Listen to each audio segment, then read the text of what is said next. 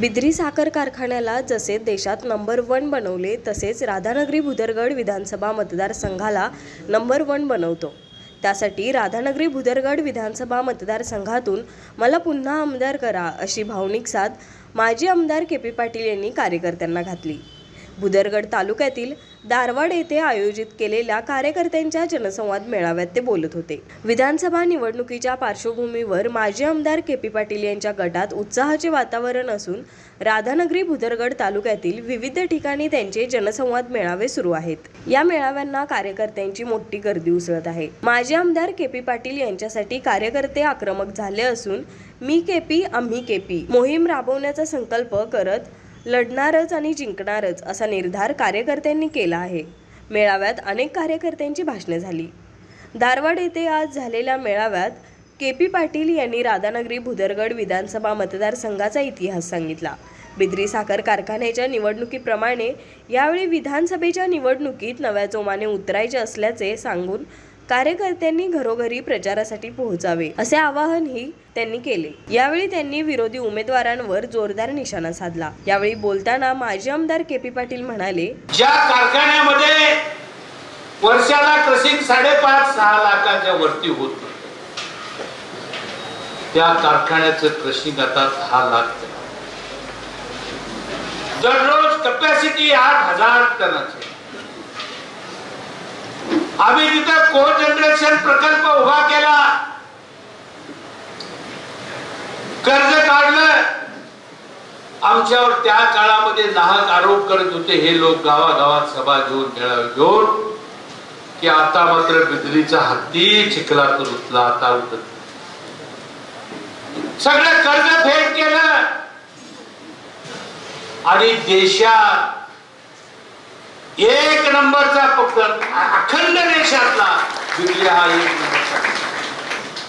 माझी विनंती आहे तुम्हा सर्वांना की पुन्हा एकदा स्वाभिमानी राजकारण या तालुक्यामध्ये करायचं असेल तर आपण सर्वांनी आतापासून मनात चंग बांधा। हा तालुका क्रांतिकारकांचा आहे, इथे क्रांती झालेली आहे देशासाठी। अन्यायाच्या विरुद्ध झगडायची ताकद तुमच्या माझ्या मध्ये सर्वांच्या मध्ये रक्तामध्ये आहे आणि ते उद्याच्या निवडणुकीमध्ये त्या लढाईमध्ये पुन्हा एकदा ताकदीने आपण करून दाखवूया आणि अख्ख्या महाराष्ट्राला दाखवून देऊया की हा तालुका, हा मतदारसंघ हा स्वाभिमानी कार्यकर्त्यांचा आहे आणि ते आपण उद्याच्या निवडणुकीत पार करूया। या महाराष्ट्रामध्ये शक्तीपीठ नावाचा रस्ता राज्यानं मंजूर केला होता, त्याला आपण प्रखर विरोध केला। मित्रांनो, आम्ही एका बाजूला विरोध करत होतो आणि दुसऱ्या बाजूला आमदारनं पहिल्या दिवशी गारगुडीत भला मोठा 20 फूट लांबीचा बोर्ड लावला, बीच रस्ता भागाला आमच्या इथल्या बागायत जमिनी उद्ध्वस्त करून तो रस्ता करायचा घाट या आमदारांनी आणि राज्यकर्त्यांनी घातला होता, तो आता थांबलाय, अजून रद्द झालेला नाही। यावेळी ज्येष्ठ नेते मधुअप्पा देसाई म्हणाले, उद्या उभू घातलेल्या इलेक्शन संदर्भात आपला 2 तालुक्यांमध्ये प्रत्येक मतदारसंघ निहाय दौराचा आणि अशा वेळेला ही आपली काय भूमिका साहेबांची असेल, पार्टीची असेल, ही आपली भूमिका तुमच्या समोर विशद करावी। केवळ निवडणुका जिंकणे आणि हारणे इतक्या प्रत्येक त्या निवडणुकीला अर्थ नसतो। निवडणुकीतनं समाजाचं, लोकांचं, मतदारांचं प्रबोधन व्हावं, का निवडणुकीमध्ये मतदान करायचं, का कुणाला करायचं आणि कुणाला नाही, हे प्रबोधन व्हावा तेवढा निवडणुकीचा उद्देश आहे। केवळ तुम्ही आम्ही के.पी. साहेब प्रेमी म्हणून, पार्टी प्रेमी म्हणून मतदान करत, पण सामान्य माणसासमोर आपण गेलो तर त्यांनाही आपली भूमिका विशेष करून पटवून द्यावी लागते। तर या अनुषंगाने इलेक्शन केवळ जिंकणं आणि हारणं नाही, प्रबोधनाची प्रक्रिया आहे। लोकांना समजावं, सामान्य मतदाराला समजावं, सामान्य लोकांना समजावं, या हेतून इलेक्शन हातामध्ये घ्यावे लागतं। केवळ बघितलं गेल्या 10 वर्षामध्ये या देशामध्ये एक राजवट आली, मोदी नावाचं एक वलय तयार करायचं, एक खोटं वलय तयार करायचा प्रयत्न केला। तुम्हाला आम्हाला स्वप्न दाखवलं, 15 लाखाचे प्रत्येक घरामध्ये प्रत्येक व्यक्तीच्या नावावर 15 लाख देतो असा जुमला केला, आपल्याला फसवलं गेलं. त्यानंतर दुसरा जुमला आला तुमच्या समोर नोटाबंदीचा. एका दिवसात अचानक या माणसाच्या काय अंगात आलं की एकाएकी म्हटला की नोटाबंदी, सगळ्या नोटांची कागद का तुकडा हो गया बोलला. संबंध अर्थव्यवस्था कोलमडली. त्याचे परिणाम अजूनही आपण या देशामध्ये भोगायला सामान्य माणसाचे. तर दुसरं आलं कोरोनाच्या काळात मध्ये घडी उठला की एकदमच काय अंगात आल्यासारखं म्हटलं आणि एकदम म्हटलं काय की आताच्या आता लॉकडाऊन.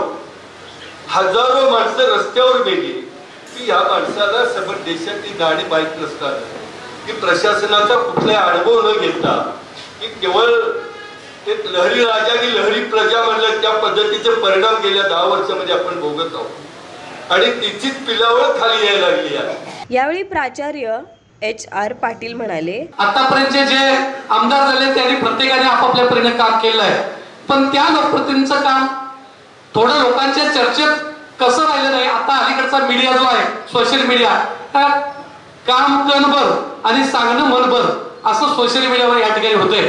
आणि म्हणून आताचे लोकप्रतिनिधी काय जरी झालं तरी त्यामध्ये सोशल मीडियावर पुढे आहेत, पण KP पाटील साहेबांचा काळ जो होता तो काळ या ठिकाणी सोशल मीडियाचा नव्हता. पण त्यांनी निश्चितपणाने चांगल्या पद्धतीचं काम आपण आमदार असताना 10 वर्षामध्ये केलं आहे. यावेळी कूरचे सरपंच संदीप हळदकर म्हणाले, साहेब, उमेदवार कोणत्याही पक्षातून असू द्यात, आपण एक पहिल्यांदा 6 महिन्यापूर्वी ठरवलेलं आहे. मी म्हणजे KP साहेब म्हणजे आपला पक्ष, चिन्ह KP साहेबच आणि उमेदवार ही KP साहेबच. त्यामुळं पक्ष कोणता मिळेल, चिन्ह कोणतं मिळेल हे आम्ही गेली 6 महिने साहेब आधीच आम्ही ठरवलेलं नाही आहे. आम्ही ठरवलेलं आहे की उमेदवार हा KP साहेब आहे. त्यामुळे त्या पद्धतीने आमचं काम चालू आहे. आणि गेली 10 वर्ष या मतदारसंघात किंवा आम्ही गावागावात काम करतोय साहेब. गेली ग्रामपंचायतमध्ये 10-15 वर्ष आम्ही काम करतोय. गावचा विकास कामात जर आम्ही तुमच्या पार्टीचं काम करतोय म्हणून जर विकास कामात खोडा करत असतं तर त्याचं उत्तर त्यांना आम्ही या गेलेल्या लोकसभेला दिलेलं आहे. मेळाव्याला राधानगरी भुदरगड तालुक्यातून विविध संस्थांचे पदाधिकारी, महिला कार्यकर्ते मोठ्या संख्येने उपस्थित होते.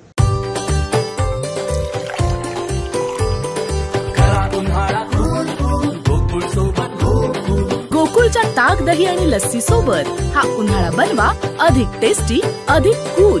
गोकुळ सोबत गोकुळ.